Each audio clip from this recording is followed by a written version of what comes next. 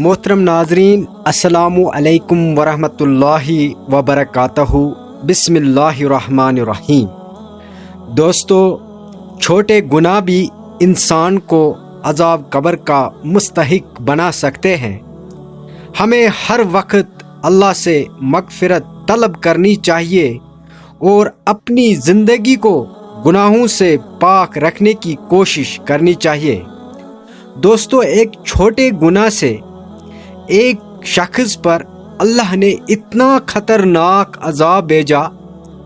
आप उस अजाब के बारे में जब सुनेंगे दोस्तों, आपके रोंगटे खड़ा हो जाएंगे।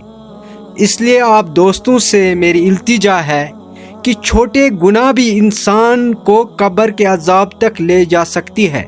इसलिए हमें हमेशा अल्लाह से मग़फ़िरत मांगनी चाहिए और छोटे बड़े गुनाहों से पाक रहना चाहिए।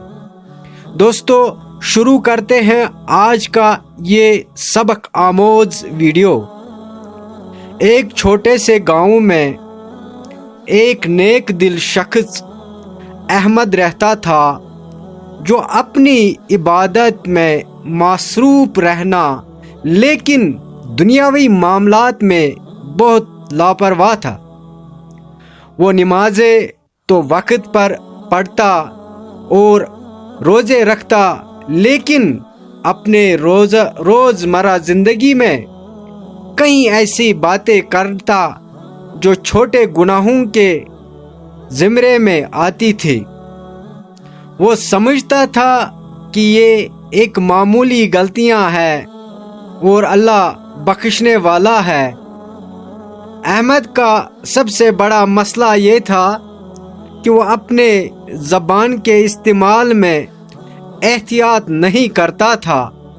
किसी की गैर मौजूदगी में इसकी बुराइयां करना, दूसरों को छोटी मोटी गलतियों पर तनज़ करना और कभी कभार छोटा झूठ बोलना और के मामलात में शामिल था।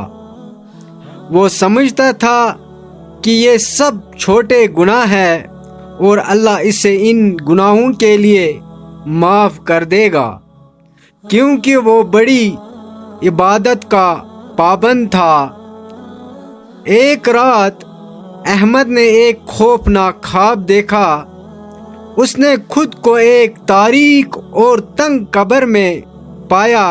इसके इर्द गिर्द गहरी खामोशी थी, लेकिन अचानक कब्र के अंदर से अजीब व गरीब आवाज़ें आने लगी।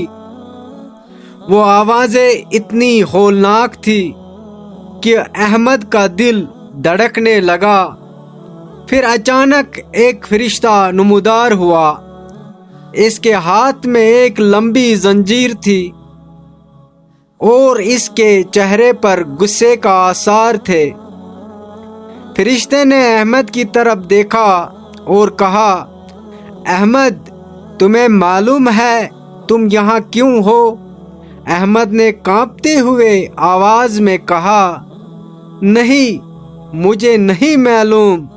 मैंने तो अपनी ज़िंदगी में बड़े गुनाहों से बचने की कोशिश की थी। फरिश्ते ने गज़बनाक लहजे में कहा, ये तुम्हारे वो छोटे गुनाह हैं जिन्हें तुमने मामूली समझा था। तुमने लोगों की बुराइयां की, झूठ बोला, दूसरों को तकलीफ दी और इन चीज़ों को हल्का लिया। क्या तुम्हें मालूम नहीं कि ये गुनाह तुम्हारे नेक आमाल को खाएंगे? फरिश्ते ने जंजीर से अहमद को जकड़ लिया और इसे ऐसे घसीटने लगा जैसे कोई जालिम मुजरिम को घसीटता है। कब्र की दीवारें सड़कने लगी और अहमद को सांस लेने में दुश्वारी होने लगी। इसके जिस्म पर चोटियां और कीड़े चमड़ गए जो इस कांटे लगे। वो चीख रहा था, रो रहा था और अल्लाह से माफ़ी मांग रहा था, लेकिन फरिश्ता कहता रहा, यह अजाब तुम्हारे उन गुनाहों की सज़ा है जिन्हें तुमने मामूली समझा था। अचानक अहमद की आंख खोली गई।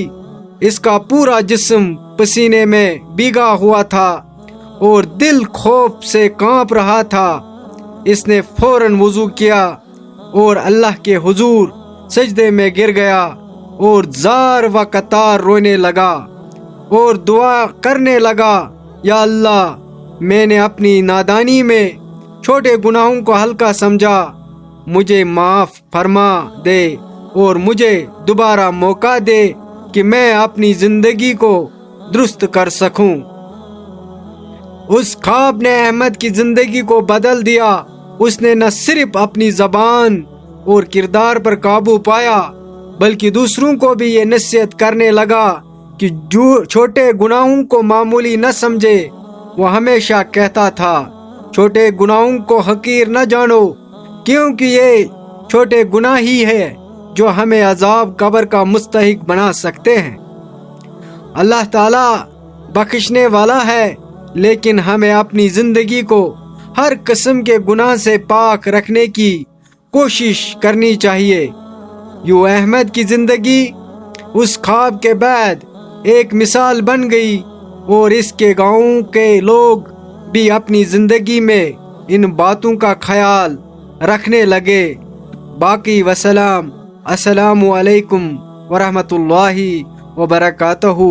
आमीन सुम्मा आमीन।